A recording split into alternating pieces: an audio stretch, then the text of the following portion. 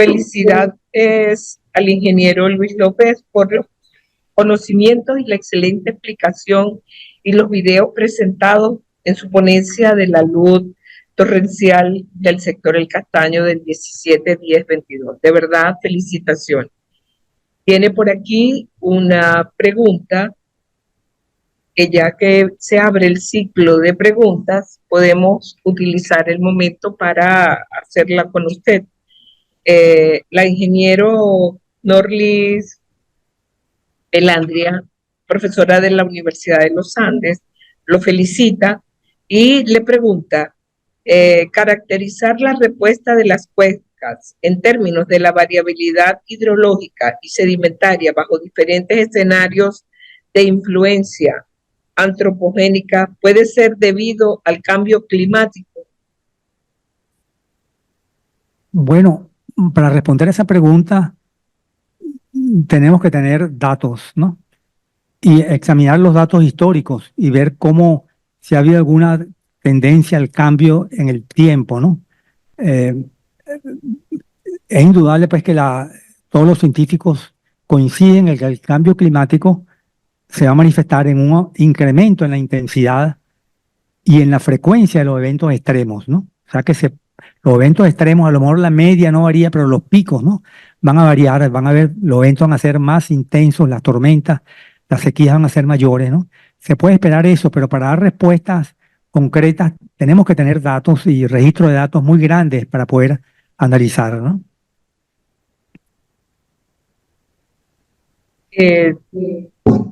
Otros de los comentarios hacia usted, ingeniero, es lo interesante y lo felicitan por su intervención para la prevención de futuros desastres y que estamos muy agradecidos por ello. Por acá por la sala tenemos preguntas para... No tenemos más preguntas al respecto, ni más preguntas en relación a estos temas.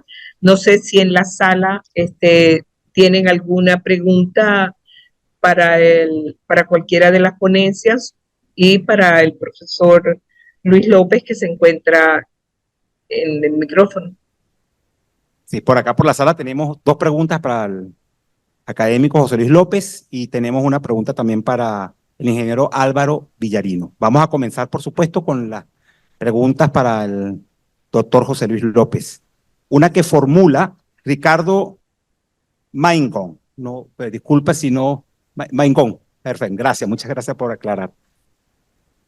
Dice lo siguiente: conociendo que el evento extremo deslaves del Castaño es parte de los procesos geológicos que ocurren en la zona, donde habitan aproximadamente 10.000 personas. La pregunta es, ¿cuáles son los pasos a seguir para que se construyan las obras de protección? Adelante, doctor López. Bueno, en primer lugar hay que hacer los estudios básicos, ¿no? Hay que hacer la hidrología, el estudio hidrológico en la cuenca, ¿no? El estudio hidráulico en la zona urbana, pasar después a la ingeniería básica, la ingeniería conceptual. ¿Cuántas presas hay que construir? Depende de la cantidad de sedimento que puede aportar en el evento de diseño, ¿no? ¿Dónde colocar las presas? Depende de los estudios geotécnicos, dónde colocarlas. O sea, hay que hacer una ingeniería conceptual básica y después una ingeniería de detalle. Eso es el primer punto, ¿no? Estudios básicos.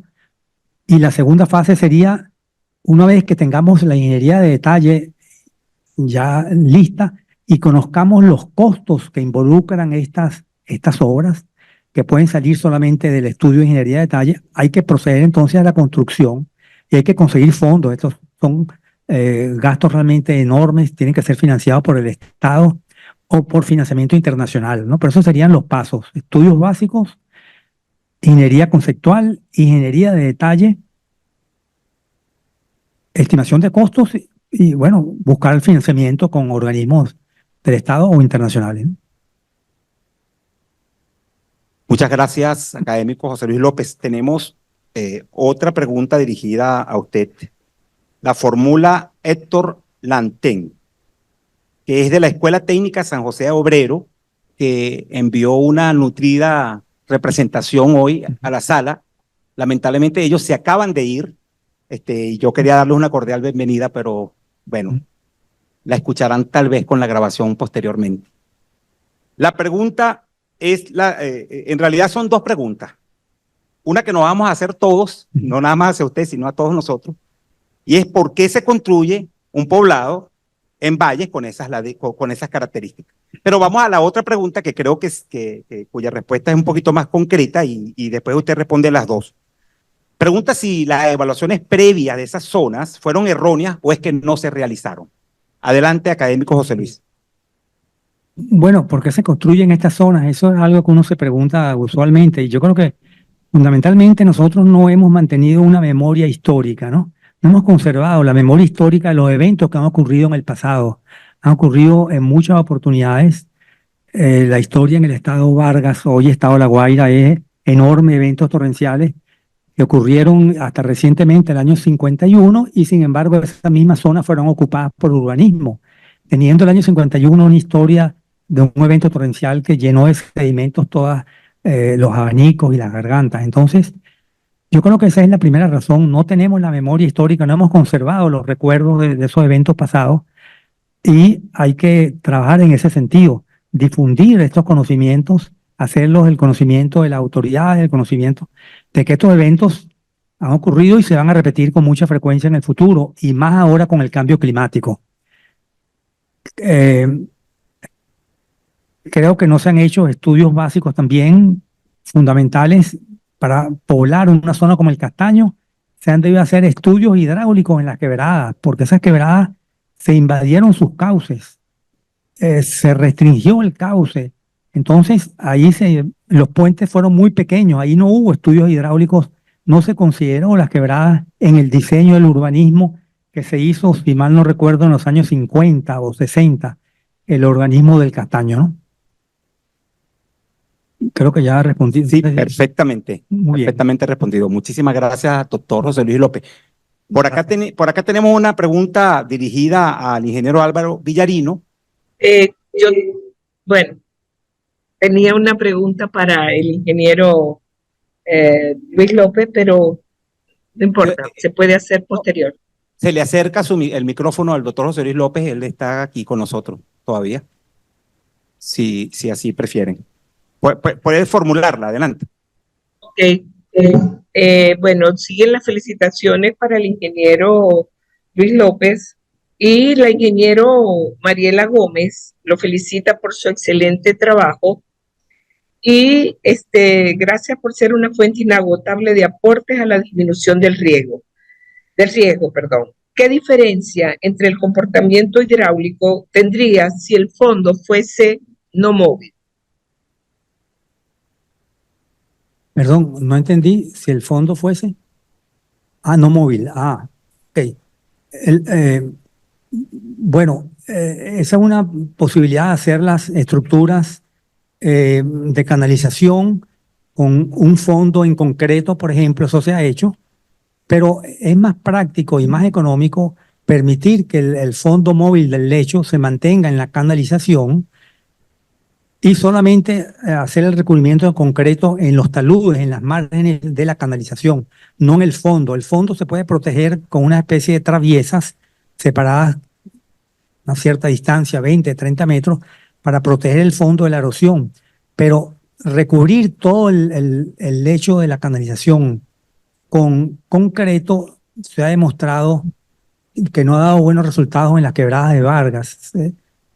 Tiene que ser un concreto de muy buena calidad y es muy costoso, ¿no? Es preferible hacerlo con lecho móvil, es decir, el lecho es el mismo lecho del río, solamente se protegen las márgenes, los taludes en concreto. Gracias. Y hay otra pregunta, también para el ingeniero José Luis López, donde dice, ¿sería la deforestación de las laderas una de las soluciones?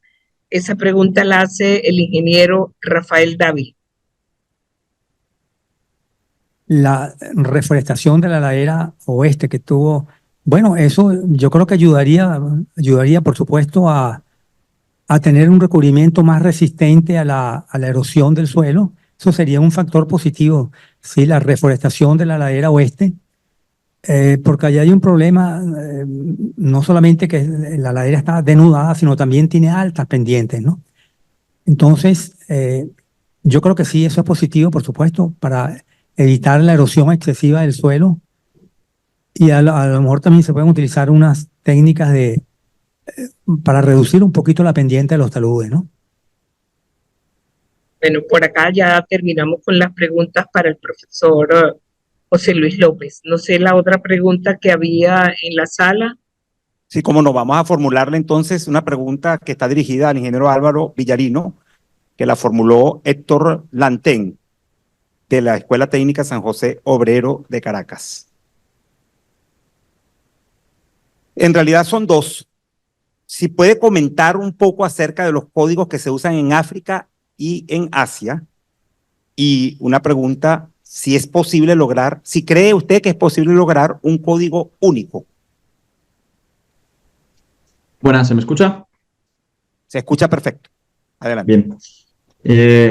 La verdad es que no sabría deciros en Asia y en África qué códigos se utilizan, sería algo que tendría que investigar, pero es cierto que, por ejemplo, el eurocódigo pues, tiene mucha influencia mundial, igual que la ACI, por ejemplo, pues se abre, ¿no? Y se toma como referencia, o muchas de las normativas locales beben del ACI. El eurocódigo también es así, y sí que tengo constancia de algunos países, ahora no recuerdo en concreto cuáles eran, africanos, que sí que han adoptado normativa eurocódigo.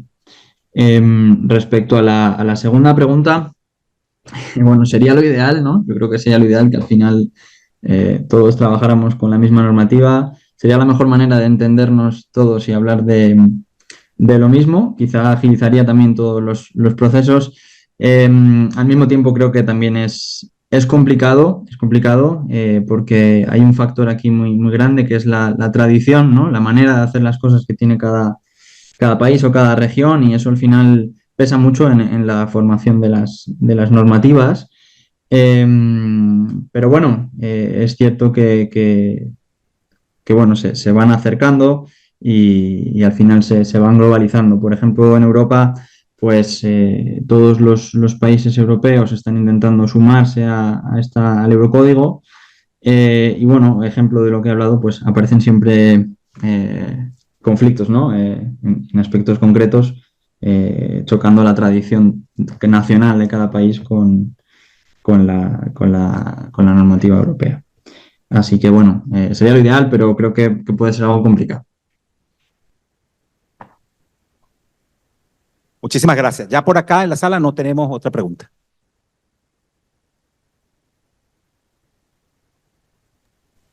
Es importante señalar que en el chat hay innumerables comentarios positivos para los ponentes, para los organizadores del evento y para el Congreso.